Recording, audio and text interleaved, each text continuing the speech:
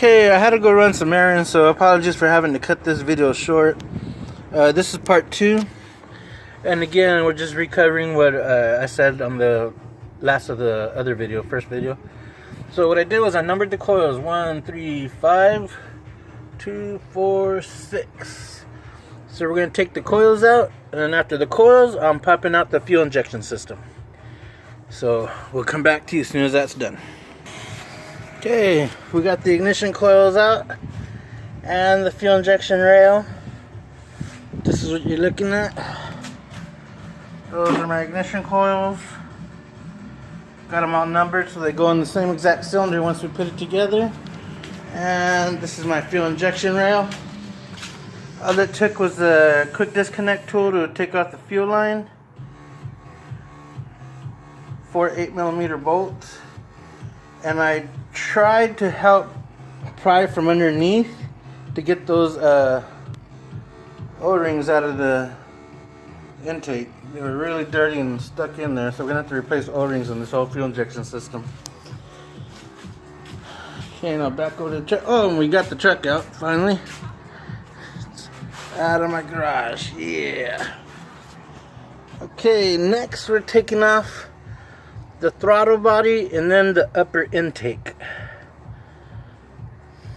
and then that'll be it for today. It's coming up on 5 o'clock. Shop's gonna be closed soon, and then we'll be back at the grind tomorrow. So for now, let's get this throttle body off. It's 4 10mm bolts right there.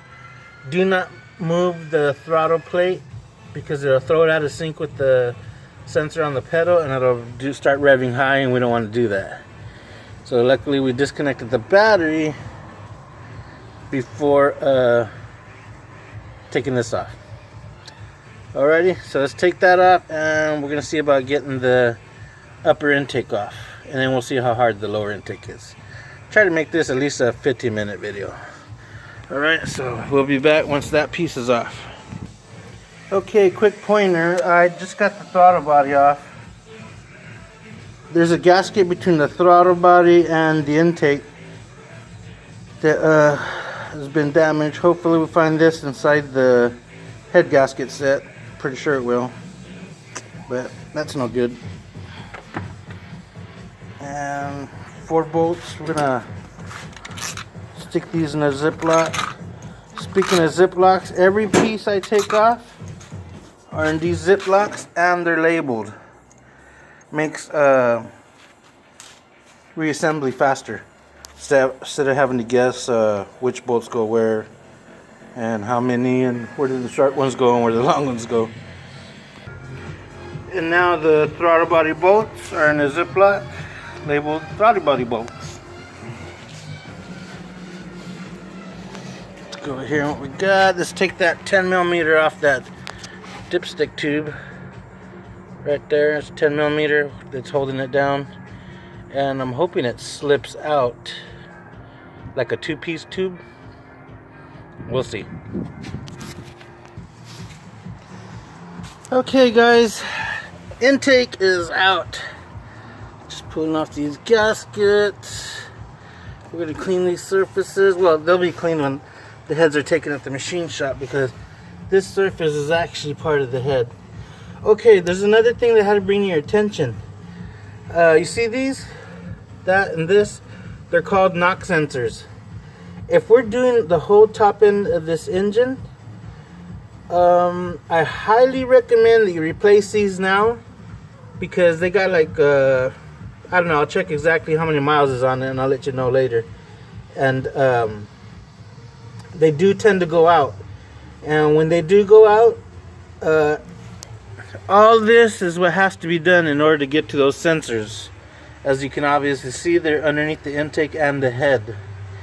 So I'm gonna get a quote on these sensors. We can change them, and well, we can locate them, see how much they are, and when you guys give me the green light, we'll go from there. And all this is stuff that I didn't know how bad this engine was. I mean, that looks pretty terrible. We're gonna have to see why it's leaking right there on that corner. Hopefully it's just the hose itself. But yeah, these have to be replaced in order for you to get a 1-year warranty on this engine, because it's just part of it. Since you're there, it's no extra cost on the labor. It's just getting these parts, the 2 knock sensors.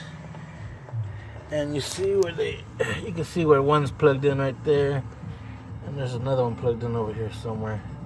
Right now we're gonna take that 10mm bolt off of that so we get this dipstick tube out of here. And then after that, we're gonna take off this water pump next, and then we'll call it a day. Okay, give us a second and we'll go take it off. Okay, we got your water pump, and what we're gonna do here is we're using this one as a template. We're leaving the bolts in the exact same holes that they came out of. So when I put the new one on, I'm gonna pull one out of each hole and put it back into the new water pump. So that's that water pump. I decided, since we're calling it a day, not to pull that dipstick out. I didn't want to take it out and then you see how flat it is right there for something just to drain in that hole. Even though we are changing the oil, still I don't want to have any foreign liquids inside the motor oil.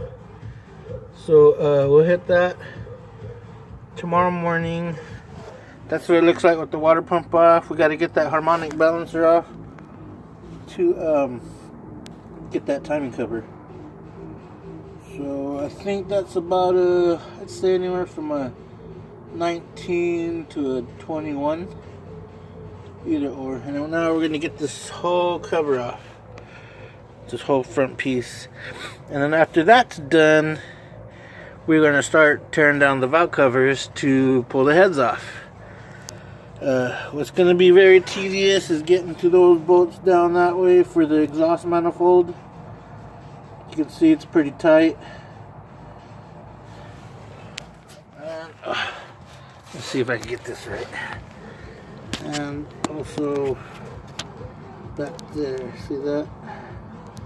Pretty tight. We got to get those tins off to be able to get access to the bolts that bolt the exhaust manifold to the head. Alright, that's definitely gonna call it a day. Thank you for being here.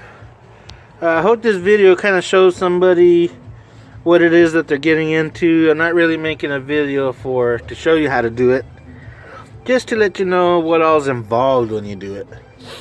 I've tried to throw in some specifications and things like that as I'm putting the engine back together.